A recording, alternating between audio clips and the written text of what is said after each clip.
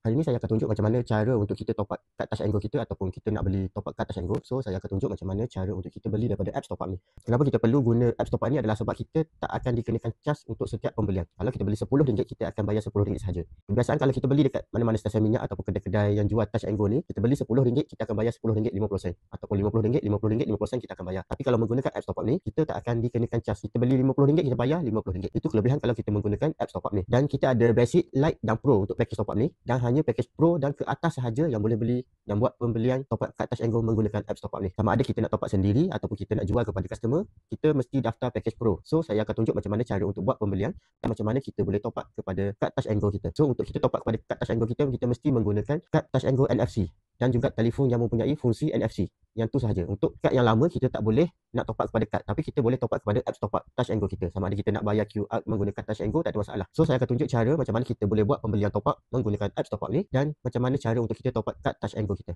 So, jom kita lihat. Jadi, ini adalah untuk apps top up package pro di mana kita boleh buat pembelian lebih daripada 100 produk. Kita daftar sekali sahaja dan kita akan dapat satu apps di mana ada banyak produk dalam ni. Tapi hari ni saya akan tunjuk macam mana cara untuk kita buat transaksi top up pembelian Touch 'n Go dan macam mana kita nak top up dekat apps kita dan kita top up dekat kad Touch 'n Go kita. So, jom kita lihat. Yang pertama kita perlu pilih produk dahulu. So, kita klik pada Touch 'n Go dan kita klik pada nilai RM10. Lepas tu kita klik untuk confirm. Dan kita terus akan dapat nombor PIN Touch 'n Go dekat sini. So, bila kita dah dapat nombor PIN, kita copy sahaja dan kita pergi kepada apps top up Touch 'n Go. Boleh lihat dekat sini baki sebelum top up RM39. So, kita klik pada add money, e-wallet, reload PIN, masukkan nombor PIN tadi.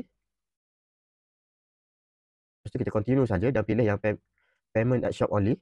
So, kita akan dapat sama seperti yang kita dah beli tadi. So, continue. Dan dah sukses untuk top up. Sebelum transaksi top up tadi 39, sekarang dah 49. So, macam mana cara untuk kita top up kad Touch 'n Go kita ni adalah kita perlu aktifkan kad dekat telefon dahulu. Saya tak akan tunjuk cara untuk kita aktif. Sebab yang ni just ikut arahan saja macam mana nak aktif. So, saya akan top up kad Touch 'n Go ni.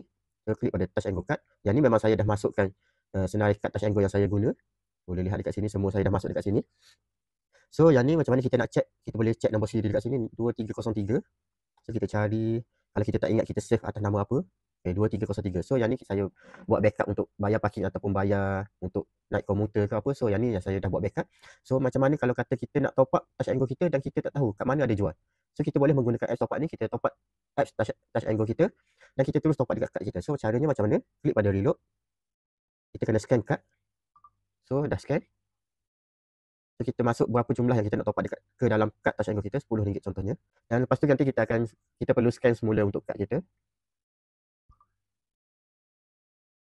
Tapi kalau kita tak ada kad Touch 'n Go ataupun kita tak guna kad Touch 'n Go ni dan kita nak buat payment di mana-mana kedai yang ada QR, so kita klik sahaja scan. So, kita boleh guna Touch 'n Go kita untuk buat bayaran di mana-mana QR yang ada. So, itu kalau kita daftar sahaja, kita boleh buat transaksi pembelian top up sama seperti kalau kita beli mesin top up ataupun mini printer. So, kalau kita ada mesin top up ni dan kita nak jual kepada customer dan customer nak resit, so kita guna sahaja mesin top up ni. Macam kalau saya dah buat transaksi dekat telefon tadi, so kita cari balik track record transaksi, kita klik sahaja dan kita klik warna biru ni dan kita klik saja print receipt. So, automatic kita akan print receipt dan bagi kepada customer untuk top up yang kita dah jual tadi. So, itu kelebihan kalau kita menggunakan mesin top up dan mini printer. Kita boleh print receipt. Tapi kalau kita tak nak mesin top up ataupun mini printer, kita boleh sahaja menggunakan telefon kita. So, kalau kita daftar, kita akan dapat apps top up sahaja dan kita boleh buat transaksi menggunakan telefon kita. Kalau kita nak print receipt, so kita kena beli sekali dengan mesin top up dan juga mini printer. Jadi, siapa yang nak daftar sebagai ejen top up dan nak guna apps top up ni untuk buat transaksi top up, bukan sahaja kita boleh jual Touch 'n Go, tapi kita ada lebih daripada 100 produk. Kita ada Maxis, U-Mobile, Cycom. Hanya satu pendaftaran sahaja kita dah boleh jual pelbagai jenis produk. So, siapa yang nak daftar, saya dah sediakan link WhatsApp dekat bawah. Boleh klik link dan jika ada apa-apa pertanyaan, boleh terus WhatsApp saya dan tanya dekat WhatsApp.